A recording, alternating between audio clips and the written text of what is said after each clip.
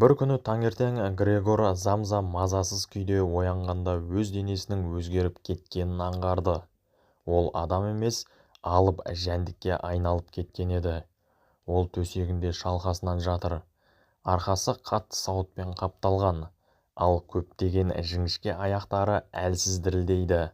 Қозғалуға тырысқан сайын олар өзіне бағынбай жан-жаққа қимылдайды. Бірақ Грегорды ең қатты алаңдатқан нәрсе өзінің сырт келбеті емес еді. Оның ойындағы жалғыз мәселе жұмысқа кешікпеу. Грегор саудагер. Ол отбасының жалғыз асыраушысы. Әкесі, анасы және қарындасы Грета оның тапқан ақшасына өмір сүреді. Сондықтан ол бүгін пойызға үлгеруі керек екенін ойлайды. Бірақ жаңа денесі оған бағынбайды, ол төсектен түсе алмайды. Қанша тырысса да есікке жету қиын. Бөлменің сыртында отбасы мүшелері уайымдай бастайды. Әдетте ерте тұратын Грегор бүгін шықпай қалды. Әкесі ашуланып есікті қағады. Анасы алаңдап оның жағдайын сұрайды. Қарындасы Грета жұмсақ дауыспен «Грегор, сен ауырып қалған жоқсың ба?» дейді. Сол сәтте жұмыс берушінің өкілі келеді. Ол Грегордың неге жұмысқа шықпағанын тексеруге келген. Грегор жауап бергісі келеді. Бірақ оның даусы өзгеріп кеткен. Адамға ұқсамайды. Оның сөздері жәндікке тән түсініксіз дыбыстарға айналған. Ол есікті ашуға тырысады. Ұзақ қиналады. Ақыры есікті ашады. Отбасы мүшелері оны көріп шошып кетеді. Анасы айқайлап есінен танып қалады. Қарындасы артқа шегінеді, ал әкесі үрей мен ашуға толы күйде қалады. Жұмыс берушінің өкілі бұл көріністен қатты қорқып, тез кетіп қалады. Әкесі Грегорды бөлмесіне қайта кіргізу үшін таяқ пен газет алып оны қуады. Грегор қорланып, жараланып, әрең дегенде бөлмесіне кіреді.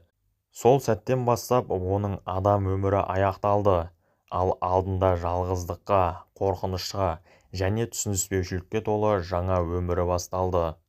Грегор замза жәндікке айналғаннан кейін біраз уақыт өтті. Бөлменің ішінде жалғыз қалды. Ол бұрынғыдай отбасының ортасында емес, есігі жабық қараңғы бөлмеде өмір сүре бастады. Алғаш күндері анасы мен қарындасы оны көрген сайын қорқатын. Бірақ уақыт өте келе қарындасы Грета ғана оған бөлмесіне кіріп тамақ әкелетін болды. Грета бұрынғыдай мейірімді нәзік қыз емес еді. Бірақ ол әлі де Грегорды адам ретінде қабылдағысы келетіндей көрінді. Ол бөлмені тазалап, еденге жаңа тағамдар қойып кететін. Грегор адам жейтін тамақты енді жей алмайтын. Ол шіріген, ескі тамақтарды жақсы көре бастады. Бұл оның адамнан жәндікке толық айналып бара жатқанын білдіретін. Ол бұрынғы өмірін жиі еске алатын, жұмысқа асығып жүретін күндерін, отбасын асырау үшін өз арманынан бас тартқанын. Бірақ енді ол ешкімге керек емес еді. Отбасы да өзгеріп кетті.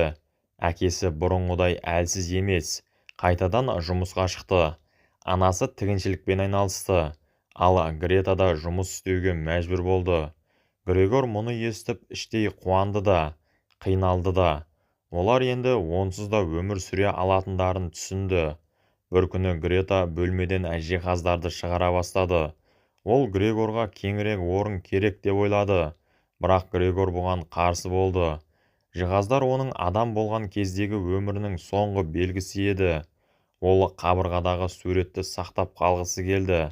Сол суретке жармасып, оны алып кетпеуді өтінгендей болды. Осы кезде анасы бөлмеге кіріп, Грегорды көріп шошып кетті. Ол тағы да есінен танып қалды. Ал әкесі бөлмеге кіргенде бәрін басқаша түсінді. Әкесі ашуланып Грегорға алма лақтыра бастады. Алмалардың бірі оның арқасына қадалып, ауыр жарақат салды. Грегор қатты ауырсынды, бірақ қарсылық көрсете алмады. Сол күннен бастап ол әлсірей түсті. Жарасы жазылмады. Ал отбасы одан барған сайын алыстай берді. Олар Грегорды бөлмеге қамап қойды. Онымен сөйлеспеді. Оны тек жүк сияқты көрді. Грегор түнде қабырғаларға өрмелеп, төбеде жүретін болды. Бірақ ол бұл өмірден ешқандай қуаныш таба алмады. Оның ең үлкен арманы отбасы мүшелерінің тағы бір рет оның адам ретінде қабылдауы еді. Бірақ бұл арман ешқашан орындалмады. Уақыт өте келе Грегор Замза отбасы үшін бөтен тіршілік иесіне айналды.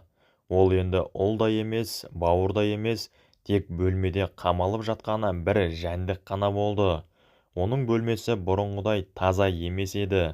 Еденде қоқыс, шаң, ескі заттар жиналды. Отбасы оны ұмыта бастады.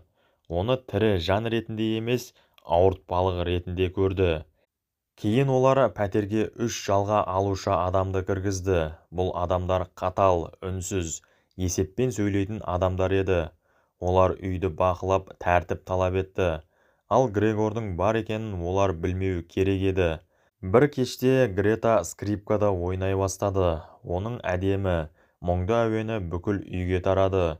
Грегор бұл әуенді естіп, жүрегі толқыды. Музыка оны адам болған күндеріне қайта апарды. Ол қарындасының талантты екенін, оның арманы музыкант болу екенін есіне алды. Ол оны оқытуды армандаған. Ол үшін ақша жинағысы келген. Музыкаға елткен Грегор бөлмесінен шықты. Ол адамдарға көрінбеуге тырысты. Бірақ жалға алушылар оны көріп қалды. Олар шошып, жиіркеніп айқай шығарды. Олар бұл үйде жәндік бар екенін білген соң жалдау ақысын төлеуден бас тартты. Бұл отбасы үшін соңғы соққы болды. Әкесі ашуланды, анасы жылады, ал Грета алғаш рет Грегор туралы қатты әрі анық айтты. Біз одан құтылуымыз керек. Бұл енді біздің бауырымыз емес. Бұл сөздер Грегордың жүрегін пышақтай тілді. Ол түсінді. Оны енді ешкім күтпейді, ешкім жақсы көрмейді. Ол тек кедергі. Сол түні Грегор бөлмесіне қайта оралды. Ол ешкімді мазаламауға шешім қабылдады. Ол жай ғана жатып, қозғалыссыз қалды. Оның денесі әлсіреп бара жатты. Жарасы жазылмады. Ол тамақ ішуді қойды. Ол соңғы рет отбасы мүшелерін ойлады. Оларды жақсы көрді. Олардың бақытты болғанын қалады. Таңертең бөлме тазалақшысы әйел кірді. Ол Грегордың қозғалыссыз жатқанын көрді. Ол оның өлгенін түсінді. Отбасы бұл хабарды естігенде қайғырған жоқ. Керісінше олар жеңіл тыныс алды. Олар еркіндікті сезді.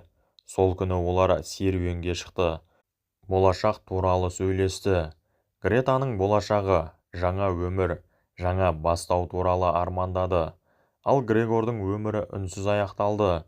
Ол адам болып туған, бірақ жәндік болып өлген еді. Ал енді бұл кітапты қорытындылайтын болсақ, адам тек пайдасы бар кезде ғана керек. Грегор отбасының жалғыз асыраушысы болды. Ол ақша тауып тұрғанда оны жақсы көрді. Ал ол жұмыс істей алмай қалғанда одан жиіркенді. Кафка айтқысы келгені қоғамда адамды адам ретінде емес, пайдасы арқылы бағалайды. Сен егер қоғамға адамдарға пайдаң тимесе, керек емессің.